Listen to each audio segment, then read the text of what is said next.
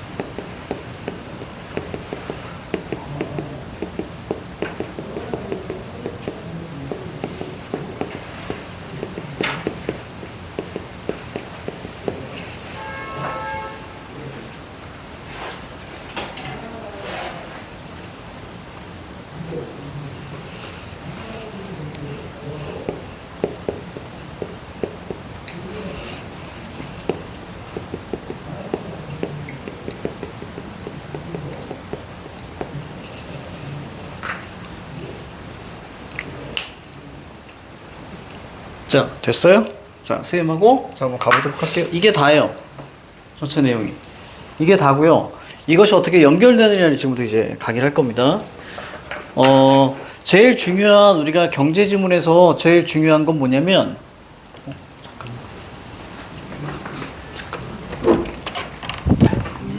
혹시 비나구나. 지금 저희가 30분에 수업을 끝나기 때문에 우선은 여기 잠깐 앉아 있으려고. 응?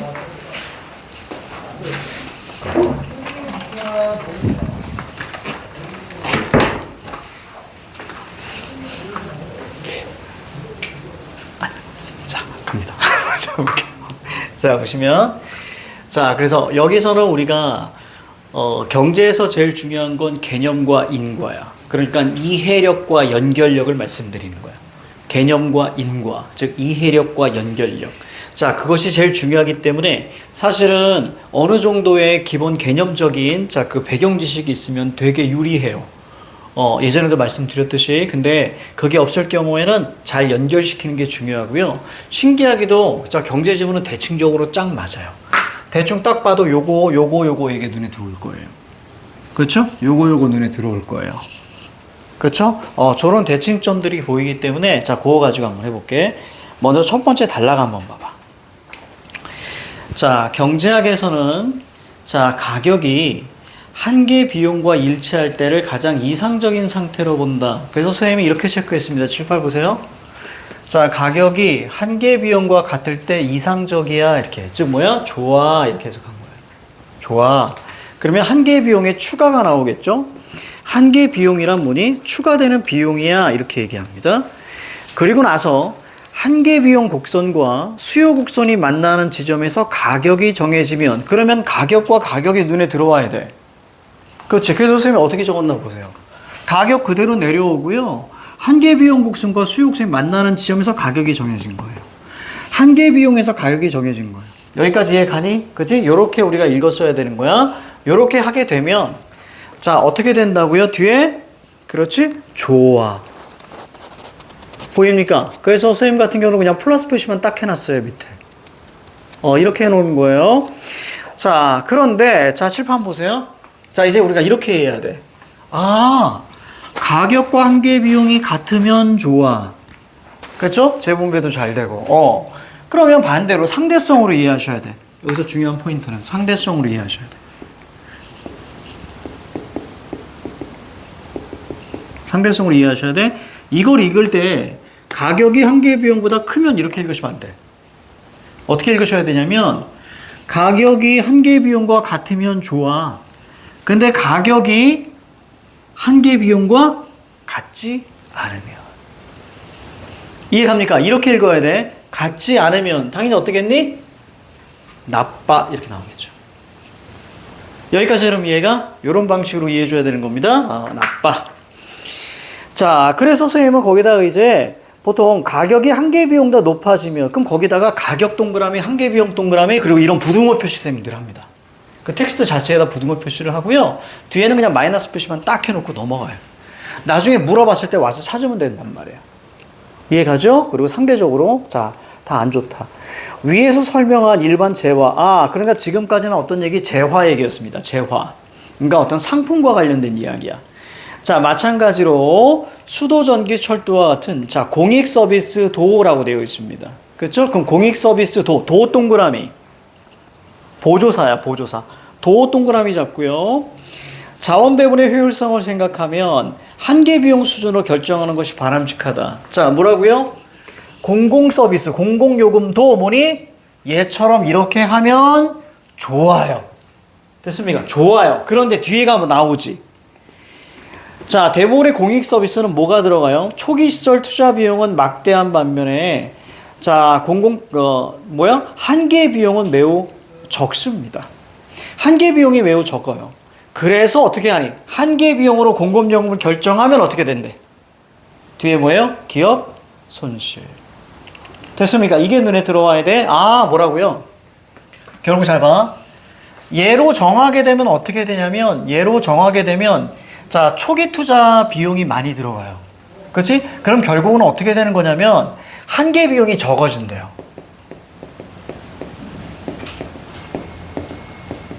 이렇게 된다고요. 이해가죠? 그래서 결국 어떻게 된다? 기업이 손실 피. 이 얘기 나오는 거죠. 왜? 이렇게 되면 나빠라고 얘기했잖아. 이해갑니까? 이렇게 이해하시면 돼. 나빠. 자, 그래서 밑에 뭐가 나와요? 사례가 나와요. 사례를 어떻게 읽어야 되는지 한번 봐줄게. 예컨대, 자, 여기서 잡아줘야 되는 게 투자 비용이야. 투자 비용 동그라미 쳐봐. 6억 달러 뭐 이렇게 나오잖아. 그치? 6억 달러 이렇게 나오지. 그럼 6억 달러라는 건 뭐니? 그냥 거기다 뭐라고 할래?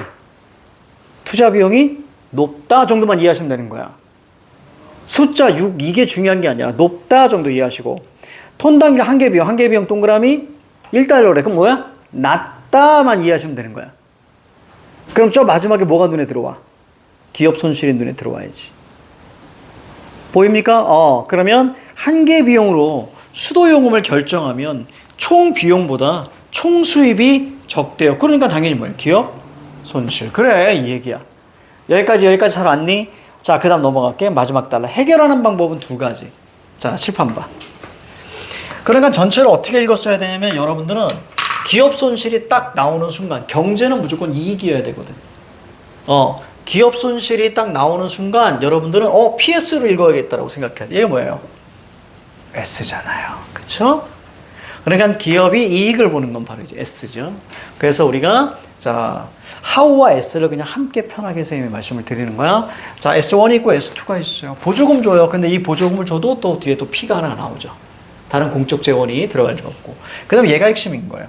공공요금을 평균 비용 수준으로 맞추면 돼요. S2. 자, 그러면 또 공공요금을 평균 비용 곡선과 수요 곡선이 만나는. 됐죠? 이렇게 하게 되면 좋은 점도 있고 나쁜 점도 있어요. 됐습니까? 자, 좋은 점 같은 경우는 기업 손실이 없어요. 됐습니까? 그러니까 결국 얘가 진짜 S고요. 이거 어떻게 이제 하우라고 봐도 되겠지, 그치? 기업 손실이 없어요. 하지만 자, 요금보다 한계 비용이 적으니까 어때?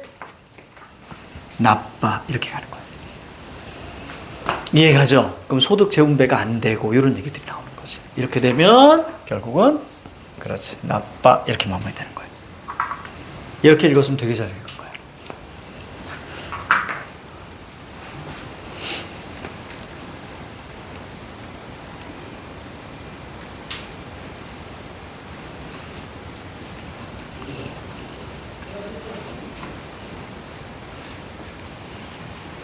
자, 됐어요.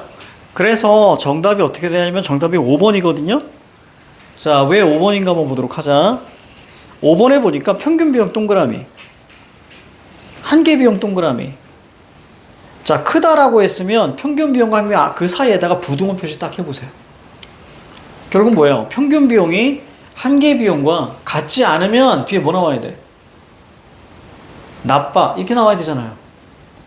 이해 갑니까? 평균 비용과 한계 비용이 같지 않으면 나빠라고 해야 되는데 오른쪽 끝에 뭐야? 자원 낭비를 방지할 수 있다. 이건 좋대잖아. 정답 5번. 그치? 이렇게 읽으면 되는 거야. 보이지? 그럼 나머지 볼게.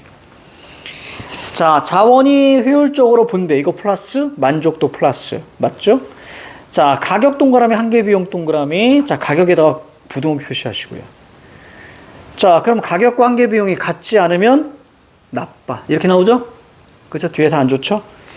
자, 공익 서비스와 일반재와의 생산 과정에서 배분하기 조건은 같다. 왜요? 아까 보조사도, 공익 서비스도, 그치? 같다. 이렇게 얘기했고요. 자, 4번에 보시면 어떤 단어가 눈에 들어와? 보조금이 눈에 들어올 거예요. 결국 PS에서 S가 눈에 들어오지. 됐습니까? 이렇게 우리가 읽었으면 잘 읽은 거야. 자, 혹시 그 오른쪽에 30페이지 돼 있니? 30페이지 풀려 있어. 자, 넘어가자. 자, 31페이지는 안 돼 있어요. 자, 요거 갑니다. 이제 법지문입니다. 자, 법지문. 자, 생각보다 어렵지 않아요? 자, 시작.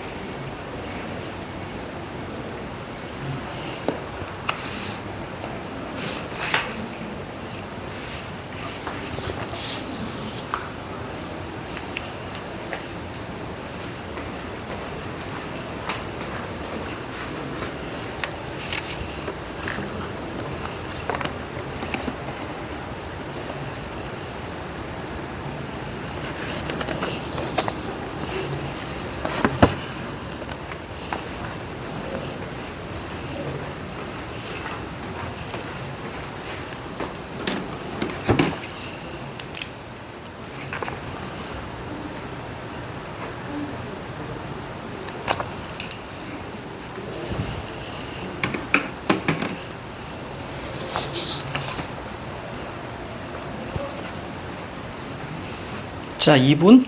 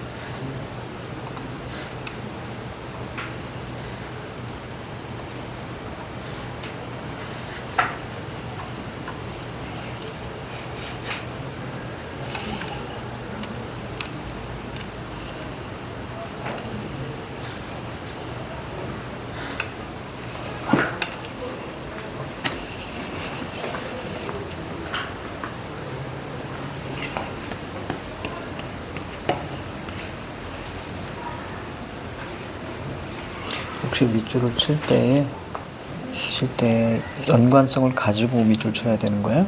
알겠지? 내용의 연관성 가지고. 잘한다.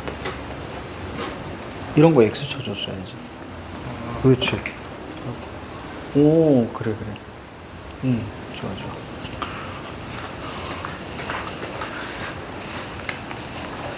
자, 옳지 다 했죠? 자, 볼게요.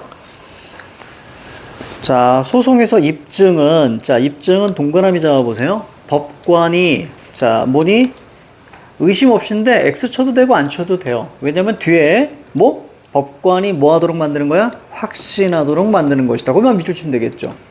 입증, 법관, 확신하도록 만드는 거예요. 자, 그래서 만약에 확신하지 못하게 되면, 어떻게 돼요? 밑에 불이익. 패소의 불이익이, 눈에 들어오면 됩니다. 자, 이런 불이익을 받게 될 당사자는 부담을 떠안을 수밖에 없고 입증 책임에 대한 개념이 나옵니다. 입증 책임은 동그라미만 잡아주면 돼. 개념이 나와요. 대체로 어떤 사실이 존재함을 증명하는 것, 요거 밑줄 쳐봐. 자, 왜?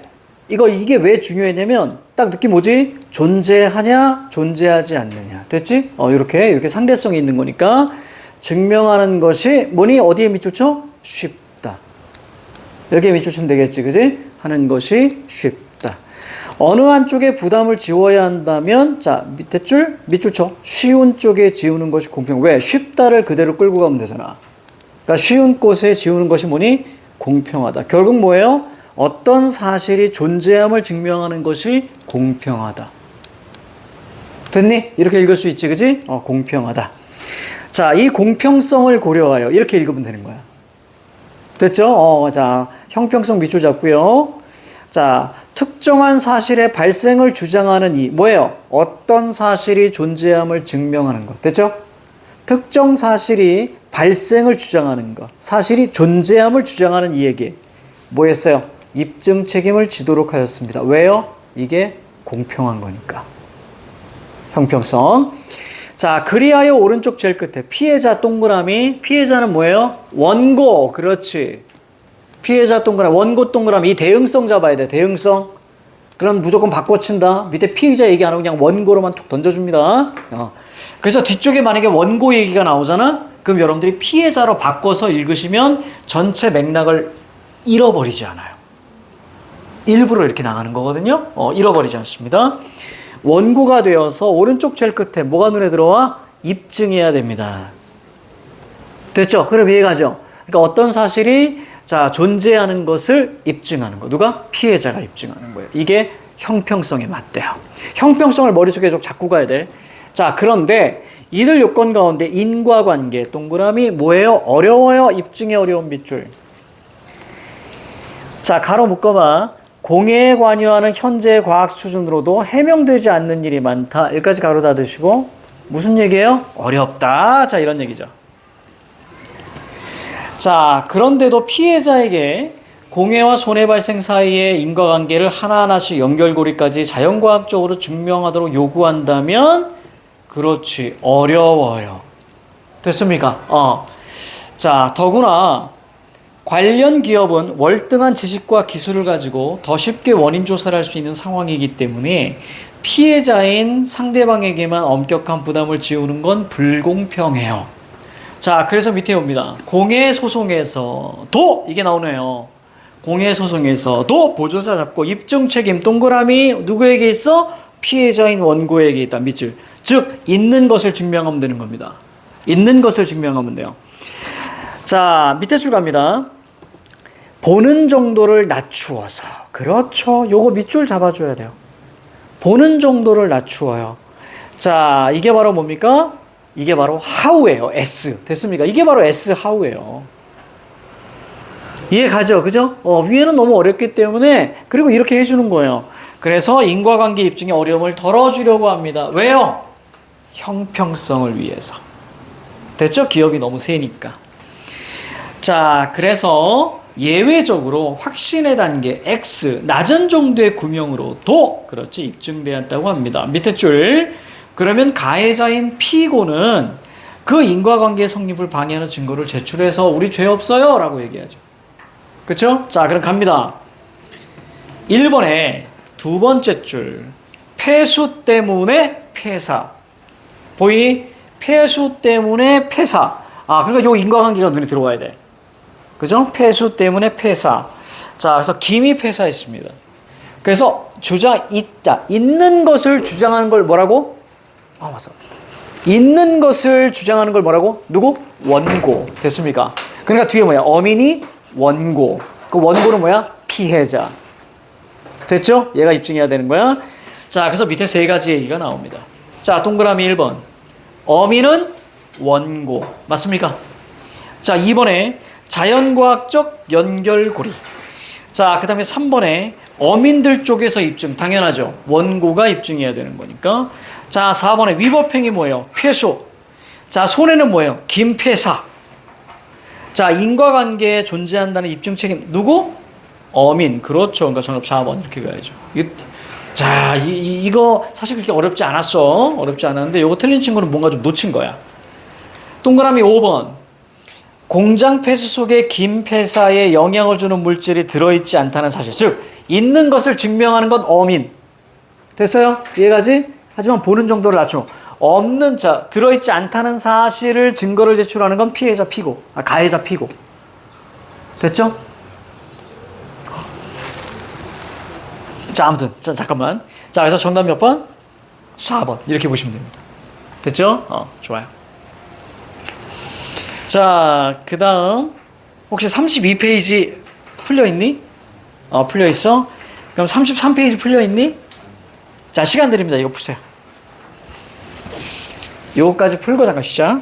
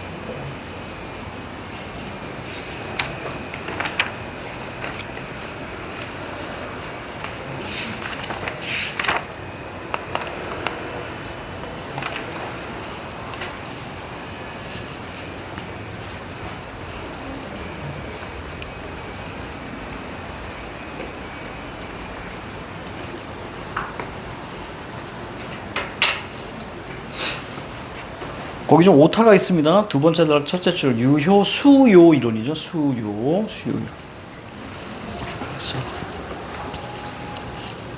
그렇죠. 이 둘의 상대성 보이지, 그지? 좋아.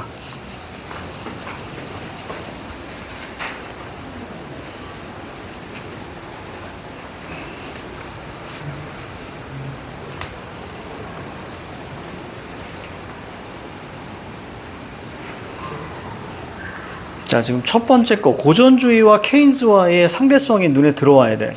그래서 고전주의 읽고 나서 케인즈 읽을 때는 왜냐면 PS로 구성되어 있잖아. 그치? 그럼 케인즈 읽을 때는 위에 거에 어떤 상대적인 것을 체크하면서 읽으셔야 돼.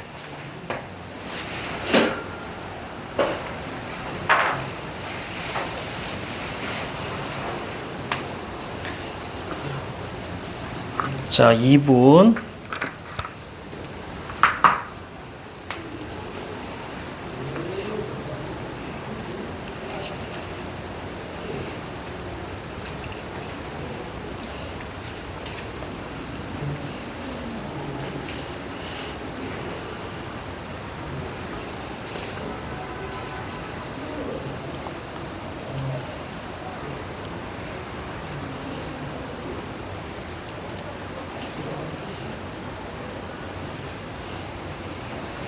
자, 됐습니다. 요 흐름을 보시면 지금 여기는 이렇게 나와 있어. 자, 고전주의가 있고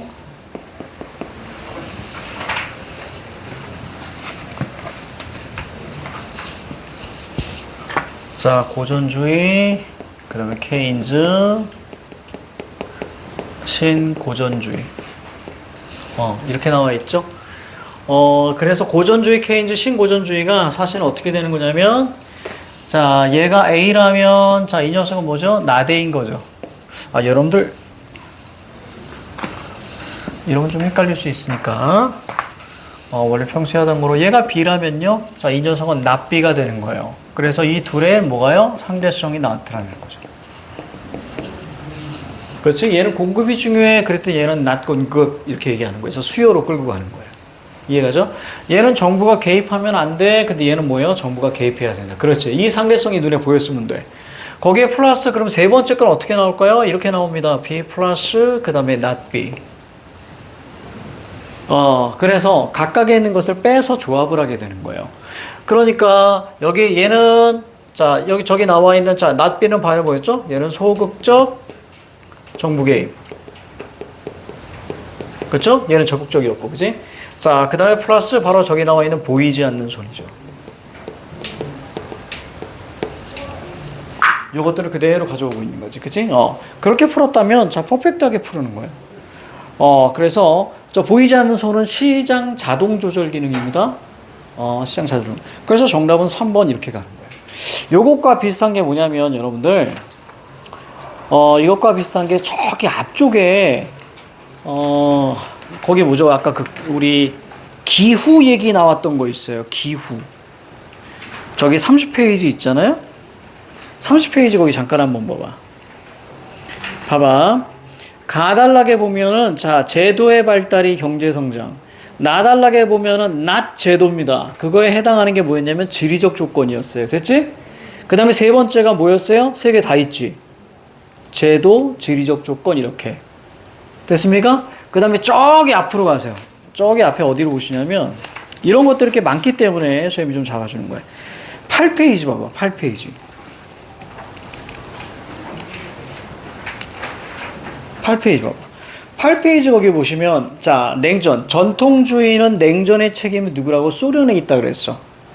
그 다음에 밑에 수정주의는 냉전의 책임이 나트 소련에 있다 그랬어. 그게 미국이었어. 자, 그럼 세 번째 건 뭐라고요? 합친다고요. 그죠? 합치는 경우가 많아요. 그래서 탈수정주의는 뭐예요? 두 번째 줄에 냉전의 책임은 양국. 이게 눈에 들어와야 돼. 그래서 이런 경우들이 많다. 알겠죠? 그러니까 예측이 충분히 가능하겠죠? 이렇게. 자, 됐습니다. 잠깐 쉴게요.